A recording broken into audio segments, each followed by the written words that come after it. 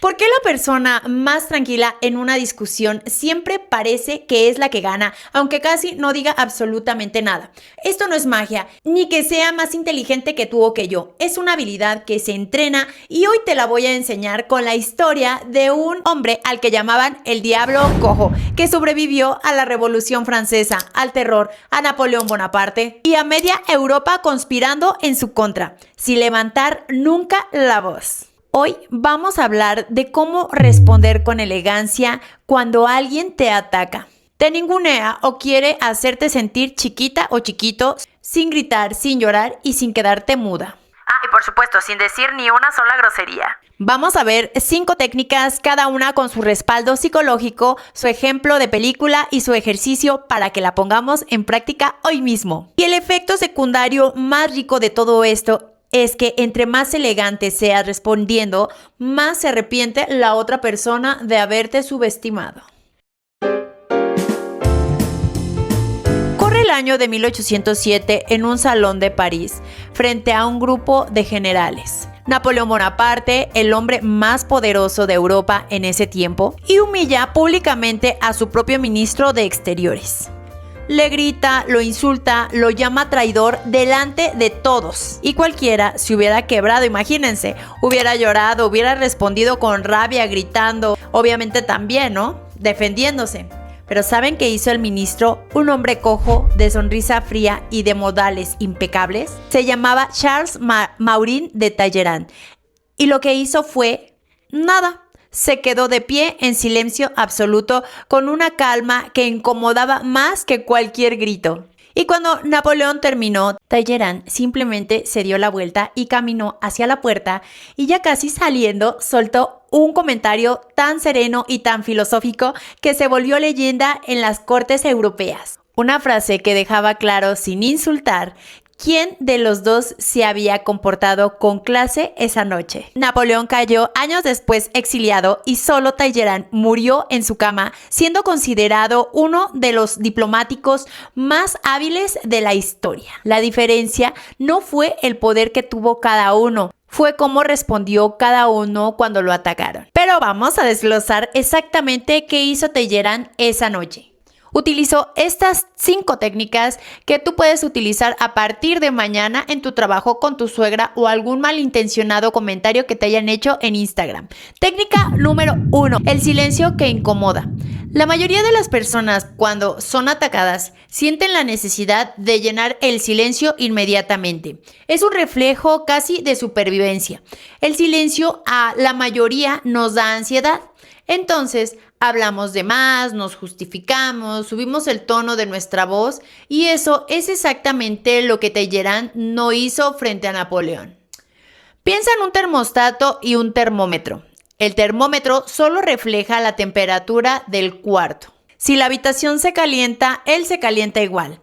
En cambio, el termostato la regula. Cuando alguien te ataca y tú reaccionas al instante, estás siendo un termómetro, porque estás absorbiendo esa temperatura emocional. Y cuando te tomas 2 o 3 segundos antes de responder, te conviertes en un termostato. Tú decides qué tan caliente se pone la conversación, ¿ok? Hay estudios de negociación de Harvard, del programa de negociación de la Escuela de Leyes, que muestran algo curioso. Las personas que hacen una pausa deliberada antes de responder en un conflicto son percibidas por los demás como personas más seguras, más poderosas y que están en control, incluso cuando la pausa dura menos de 3 segundos, solamente eso. El cerebro humano, sin que lo pensemos, asocia calma con estatus y hay una razón evolutiva en la naturaleza. El animal que reacciona de inmediato ante una amenaza está en modo de defensa, o sea, que está por debajo en la jerarquía, y el que se toma su tiempo, el que evalúa antes de moverse, transmite dominancia. Por eso, cuando alguien te ataca y tú te quedas en silencio 2 o 3 segundos antes de hablar, algo en el cerebro del otro, sin que lo razone, te percibe como quien tiene el control. Piensa en Miranda Presley, en El diablo viste a la moda. Casi nunca grita, nunca se altera y precisamente por eso da miedo, porque su calma es más filosa que cualquier grito. Cuando a alguien le lleva mal un pedido, ella no explota, hace una pausa, la mira y suelta una frase corta que destruye más que cualquier regaño de 5 minutos. Así que la próxima vez que alguien te diga algo que te incomode, cuenta mentalmente 1, 2, 3 antes de abrir la boca. Ese hueco de silencio, aunque se sienta eterno para ti, para el otro se lee como control total sobre ti misma. Y recuerda algo, el que grita primero, pierde primero. Interesante de Talleyrand no era solo su silencio, era lo que decía cuando por fin abría la boca. Nunca eran insultos, eran frases cortas, casi quirúrgicas, que dejaban a la otra persona pensando durante días en lo que le había dicho. Historiadores de la época cuentan que sus enemigos preferían que les gritara a que les hablara bajito y con calma. Porque cuando hablaba bajito era cuando de verdad dolía. Eso nos lleva a la segunda técnica. Técnica número 2. Reformular, no reaccionar. Cuando alguien te ataca con un comentario, casi siempre está lanzando su propia inseguridad disfrazada de opinión sobre ti. La técnica elegante que hoy puedes aplicar no es defenderte, es reformular la frase para exponer la intención sin agredir tú tampoco. Y si alguien te dice, ¡ay, qué exagerada eres!, entonces tú de inmediato, en lugar de defenderte y decirle, no soy exagerada, tú eres el que o la que, vas a reformular y le vas a decir, interesante que sientes eso. ¿Qué fue exactamente lo que te incomodó? Le regresas la pelota sin pelear por ella. Ahora, la persona tiene que justificar su comentario en lugar de tener que justificar tu reacción. Es como el judo en el boxeo. Respondes fuerza con fuerza, golpe contra golpe. En el judo, usas el impulso del ataque del otro para moverlo del lugar sin gastar tu propia energía en pelear. Reformular es un judo verbal. Usas la energía del ataque para exponerlo, no para devolverlo. Eso también tiene respaldo en la psicología. Los terapeutas que trabajan comunicación asertiva usan una técnica muy parecida llamada pregunta socrática. En vez de defenderte de una acusación, haces una pregunta que obliga al otro a pensar en lo que acaba de decir. Sócrates utilizaba esta estrategia hace más de 2400 años para desarmar a sus opositores en las plazas de Atenas y funciona en la actualidad exactamente igual, en un chat familiar de WhatsApp, por ejemplo. En la serie The Crown, la reina Isabel casi nunca contesta directo a una provocación política. Al contrario, reformula la pregunta y deja que el otro se escuche a sí mismo hablando. Eso desarma más que cualquier respuesta directa porque obliga al atacante a hacerse responsable de sus propias palabras. Hagamos un ejercicio práctico.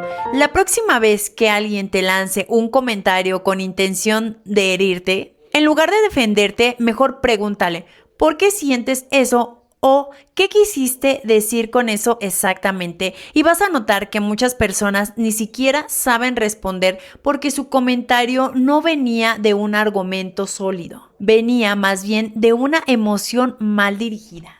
No te defiendas de algo que ni siquiera es sobre ti, corazón. Chicas, les recuerdo que realizo laseados con productos libres de formol. El cabello te va a quedar súper lacio, fácil de peinar, sedoso y a mí me encanta porque solamente salgo de bañarme, espero a que se me seque y ya estoy lista para cualquier ocasión. Lo realizo aquí en Ciudad de México, Alcaldía Benito Juárez. Y si quieres agendar tu cita, te dejo el número de WhatsApp en la descripción. Te va a encantar tu nuevo cabello. Continuamos. Y ahora veamos la técnica número 3. El cuerpo habla antes que la boca. Porque puedes tener la frase perfecta, pero si tu cuerpo se encoge, tu mensaje se cae. Existe una idea muy citada en comunicación, el llamado estudio de Albert Mehrabian sobre comunicación no verbal, que sugiere que una gran parte de lo que transmitimos en una conversación emocional no depende de las palabras exactas, sino del tono de voz y del lenguaje corporal. Y aunque ese estudio se ha utilizado y a veces se ha aplicado mal durante décadas, la idea central sigue siendo cierta. Tu cuerpo comunica antes de que abras la boca. Eso ya lo sabemos, ¿no? La elegancia al responder no es solo verbal. Fíjate, Acuérdate, hombros relajados hacia atrás, barbilla nivelada, ni arriba retando, ni abajo sometida. Y sobre todo, una sonrisa ligera. No de nervios, sino de quien ya ganó la conversación antes de decir una sola palabra. Imagina dos personas jugando ajedrez. Una se inclina hacia adelante, suda, mueve las piezas rápido y nervioso. En cambio, la otra se recarga en la silla, observa con calma, mueve una pieza y espera. Aunque no sepas nada de ajedrez, con solo ver los cuerpos ya sabes quién parece tener el control del juego. Lo mismo pasa en una conversación tensa. Tu postura anuncia el resultado antes de que termine. Piensa en James Bond. Cuando lo provocan o lo amenazan, nunca se altera, nunca sube la voz, nunca se mueve de más.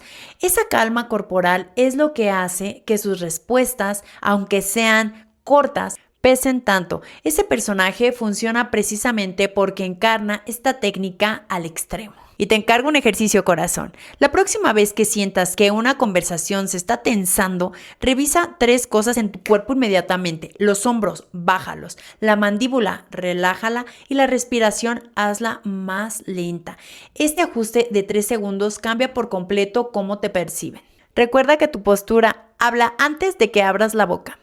Y lo que pasa muchas veces, y a mí me ha pasado, que cuando estoy nerviosa, pero ahora que ya sé las técnicas y todo, ya trato de relajarme, pero, empiezo a hablar más rápido porque quiero terminar con esta incomodidad. Entonces, ahora me cacho, me percato de lo que estoy haciendo y me relajo. Y entonces digo, no debo de ser así. Y entonces ya me relajo, respiro hondo, bajo un poquito la voz y hablo más calmada, más lento, no así toda acelerada, por favor. Haz esta técnica y vas a ver que te vas a sentir súper bien. Ahora veamos la técnica número 4, la curiosidad que desarma.